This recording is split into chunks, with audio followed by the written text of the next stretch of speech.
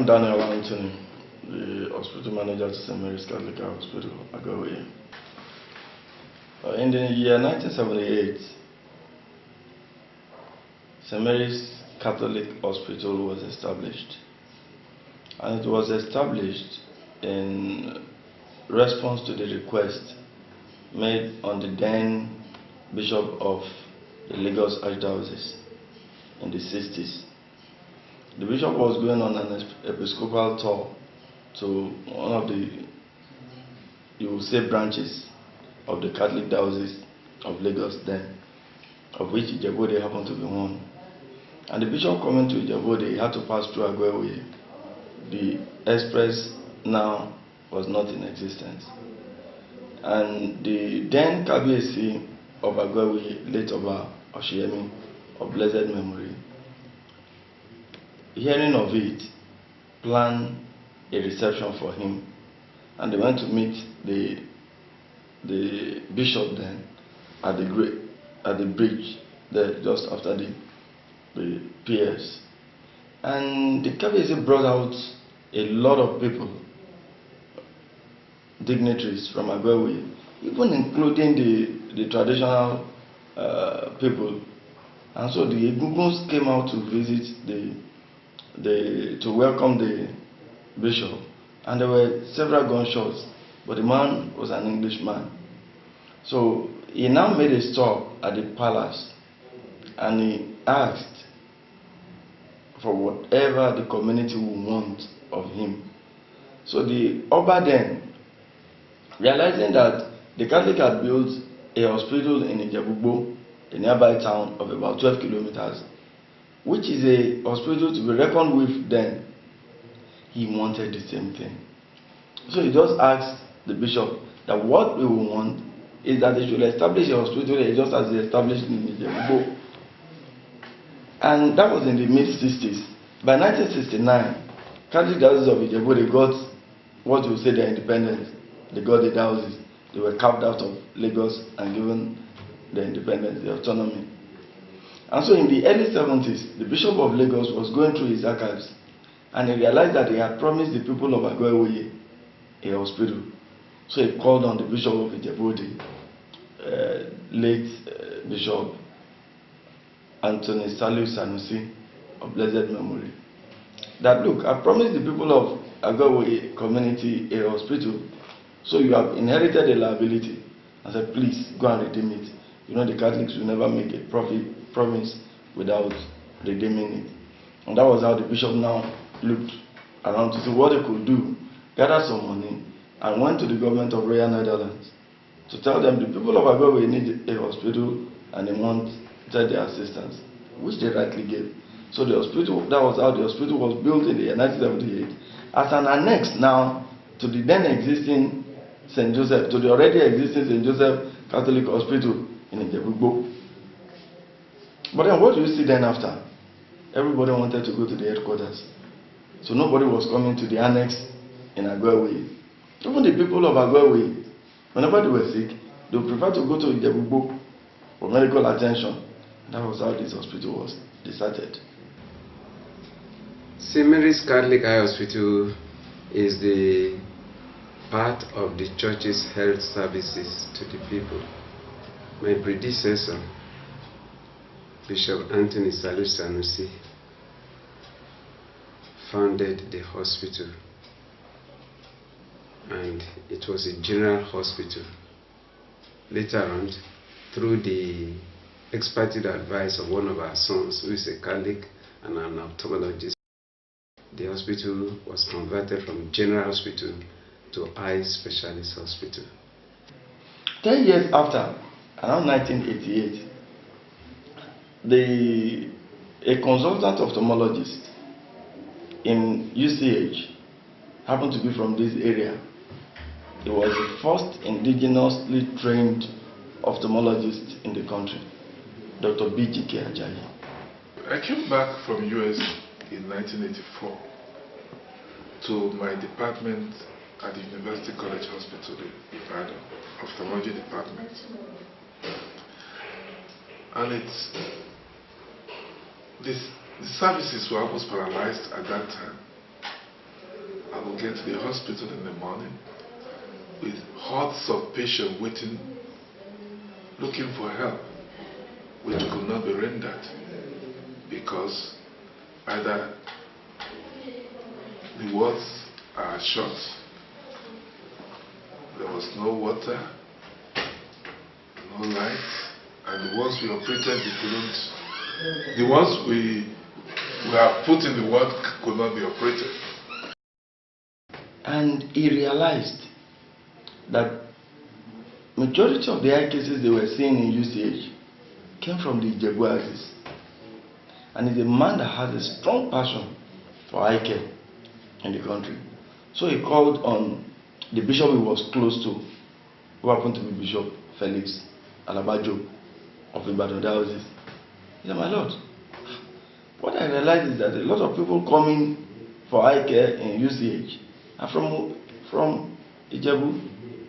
He realized too that the government facility was not sufficient for the kind of care that those people needed. So that was how he called on Bishop to come and establish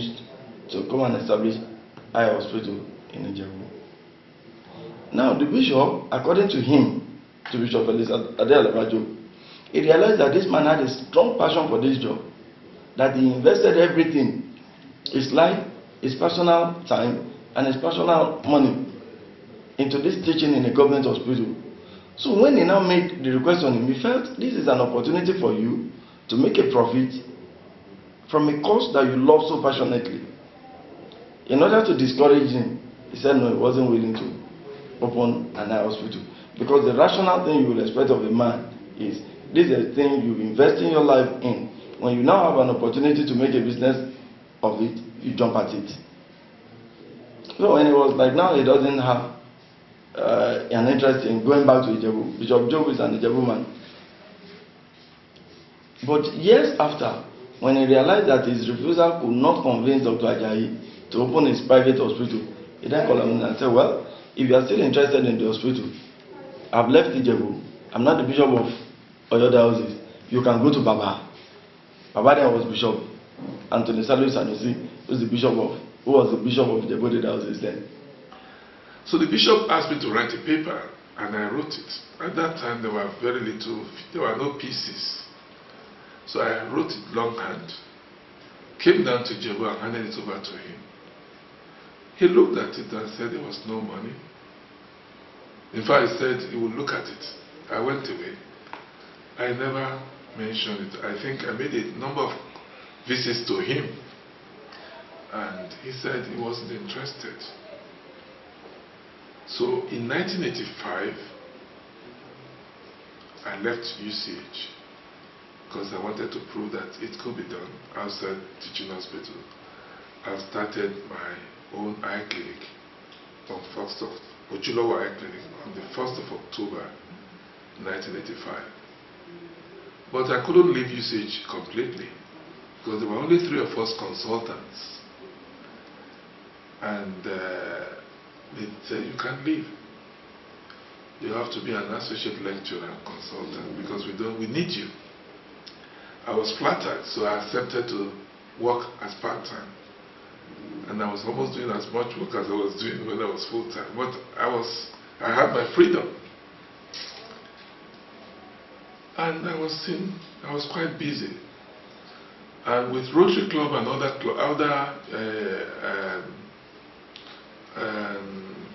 I think Lions Club, we were doing eye camps, and we could operate 50, 100 people. I was doing it free for them, just to help the people. And I was doing quite a number of patients in my clinic. But a tree can never make a forest. And the contribution of one man can never solve any problem. You need everybody, as many people as possible. And so when in 1986,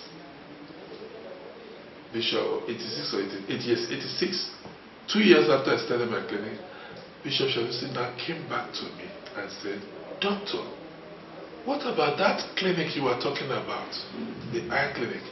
I think I'm interested now. So I took a deep sigh. Now I have started my own clinic.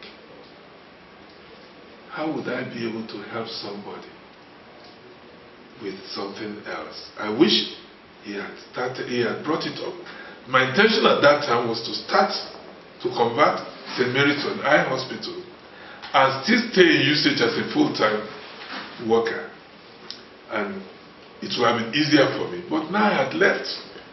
Now I was going to start another hospital competing with mine. But there was not going to be any competition because, as I told you, we had more patients than I had more patients I could cope with.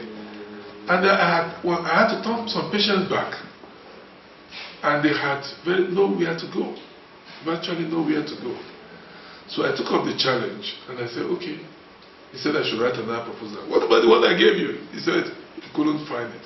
So I had to sit down and write another proposal. And that was how both of them, Dr. Ajayi wrote a proposal. And he came to bring it to Bishop Sanusi. When he came to Bishop Sanusi was like, BJK, as we always say, this is a very big project. Where do I have the money? Money is no problem. So I went to Ibadan and spoke with Archbishop Joe. And Archbishop Joe said, how much do you need? I said, I told my Lord we needed 40,000 pounds. It was a lot of money at that time. And Archbishop Joe True was able to solicit to get the loan for us, to get the fund for us as loan. So I went abroad. Before I knew it, this money had been paid into my account. I said, no, don't make people think I'm a rich person. You are not going to pay. I'm not going to spend your money for you. I returned the money to the people who gave us the loan. And I said, no, you keep the money. When I get the invoice, I keep only 15,000 pounds to buy the things that we needed, that I had to pick. But the big equipment, you will pay for it directly. So you will know how much you are spending. And nobody will say, Dr. Ajayi went away with their money. So identify all the big equipments, the big items of equipment. And I send the invoices and the company to them, and they settled and shipped to Nigeria. Whereas I picked the small ones. So that is how we got the equipment to Nigeria. Then the problem is we needed money for the local expenses. We were going to buy some things locally that we needed. How do we get the money? So I contacted a number of Nigerian friends of mine. Dr. Mario said, we need a loan. Give us 100,000 naira loan. I'm talking of 1988, 87, 88. 100,000 naira loan was a lot of money. Dr. Mario put down 100,000 naira.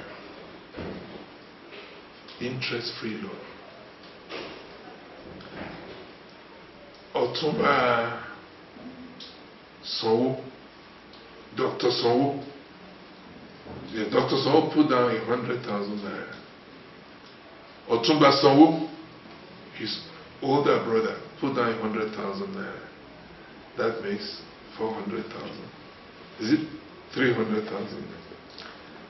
I put down 100,000 naira, making 400,000.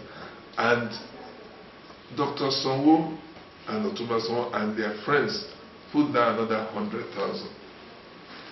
So that was how we had 500,000 naira to buy the things we needed locally and also pay salaries without once asking the church for money to pay salaries from day one. And that was how they gathered fund to eventually start the process of starting a hospital. But when they were now thinking about the location and other facilities. At that time, one priest of the diocese was sick and he was admitted in UCH. And this man, being a consultant, a doctor in UCH, a consultant in UCH, was told that a priest from the diocese, like I said, Dr. Ajayi is from Uru, very close to us, about 4 kilometers from our place here.